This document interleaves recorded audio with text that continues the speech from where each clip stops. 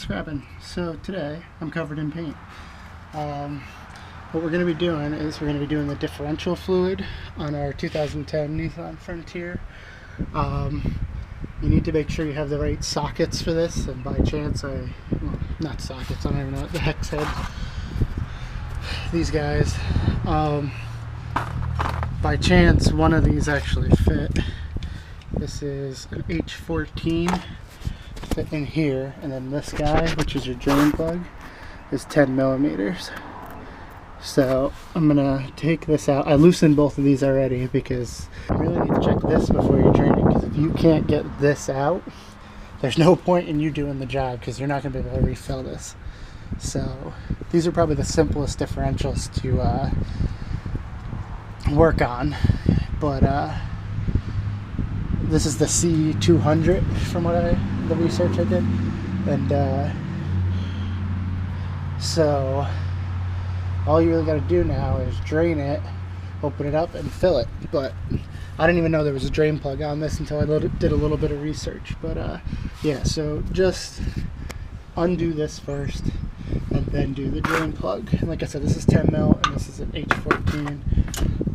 I had to put a pipe on this one to give myself a little more leverage to break it.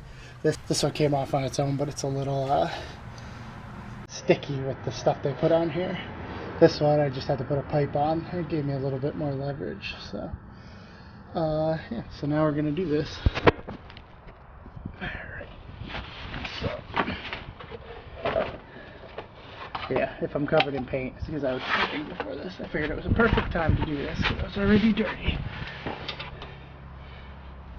Alright, so righty tighty, lefty loosey.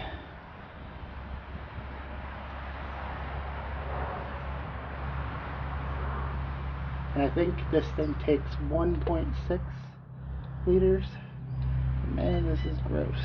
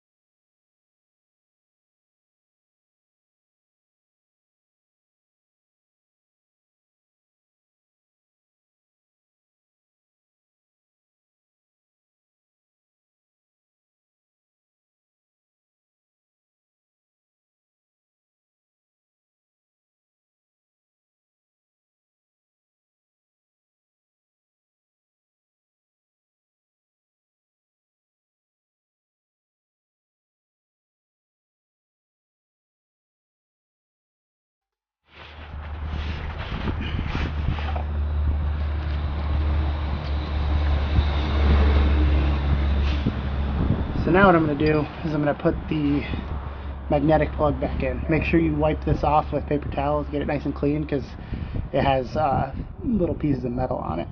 Now this thing didn't have any sealant on it to begin with, but I'm going to put just a little dab of RTV on there. It shouldn't matter which kind. I just have red here, but I don't want this leaking, so I'm just RTVing it to be safe. You don't need much, just a little tiny bit.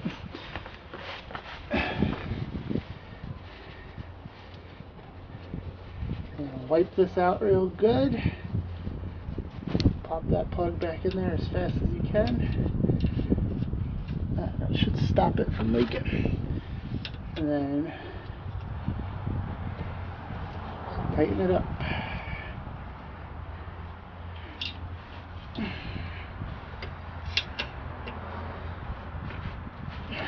So this thing is really tight, so I'm going to just give it a hair more than hand does. Alright, so now we gotta fill it up, which is gonna be fun because my little pump didn't come in yet. So what we're gonna do, you should look up what you're gonna actually use this stuff. Supposedly meets all the requirements. Yeah, it does. It says it right on it. You need to have a GL5 rating for this differential, and it needs to be 75/90 to meet factory specifications. So this is it. You could buy stuff from Nissan too.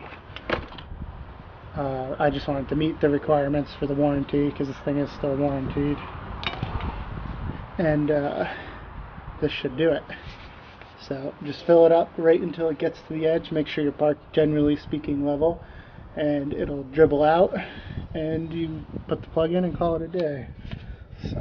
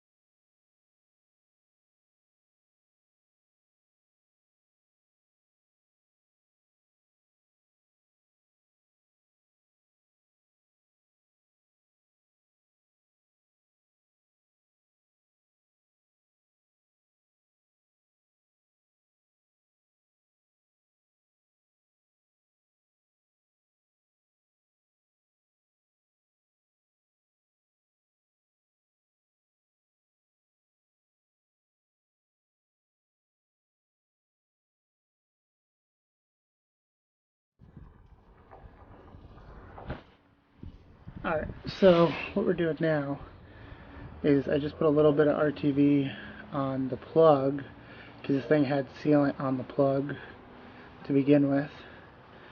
So just put a little thin layer because it doesn't need much. Once again, you're just trying to make a little seal, and then put your plug in, and basically because it's threaded, whatever's sitting there is going to just squish out the front anyway. So and then you can screw this in. I would just screw it in basically to where it was. Should just get tight around there.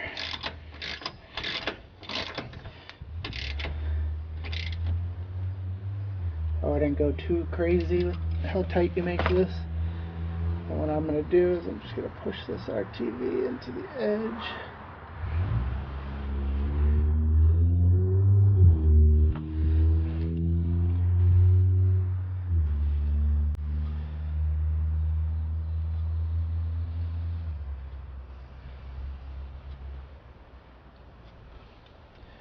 And that's that.